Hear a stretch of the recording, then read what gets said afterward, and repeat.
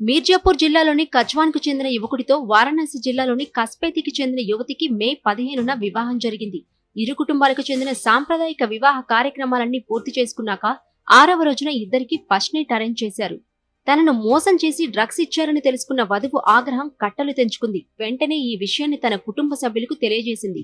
దీంతో వెంటనే వధువు కుటుంబ సభ్యులు ఆమెను అత్తారింటి నుంచి పుట్టింటికి తీసుకెళ్లారు. అనంతరం వధువు తన తల్లిదండ్రులతో కలిసి కస్పేతి పోలీస్ స్టేషన్లో వరుడిపై ఫిర్యాదు చేసింది. కానీ ఈ సంఘటన మీర్జాపూర్లోని కచ్వా పోలీస్ స్టేషన్ ప్రాంతంలో జరిగిందని చెప్పి పోలీసులు కేసు నమోదు చేయడానికి నిరాకరించారు. దీని తర్వాత వధువు తన కుటుంబంతో కలిసి కచ్వా పోలీస్ స్టేషన్ కు చేరుకుని అక్కడ ఫిర్యాదు చేసింది. పోలీసులు ఇరు వర్గాలను పోలీస్ స్టేషన్ కు పిలిపించారు. ఇరు కుటుంబాలకు నచ్చజెప్పేందుకు చాలాసేపు ప్రయత్నించారు. అయితే పంచాయతీలో ఇరు కుటుంబాలు రాజీకి రాలేకపోయారు. చివరికి వివాహం విచ్ఛిన్నమైంది. బాధితురాలి ఆరోపణ ఆధారంగా రెండు వర్గాలను పోలీస్ స్టేషన్ కు పిలిపించినట్లు కచ్వా ఎస్హెచ్ఓ రణ్విజయ్ సింగ్ తెలిపారు. భార్య తన భర్తతో కలిసి జీవించడానికి సిద్ధంగా లేనందున వివాహం రద్దు చేసుకున్నట్లు తెలిపారు.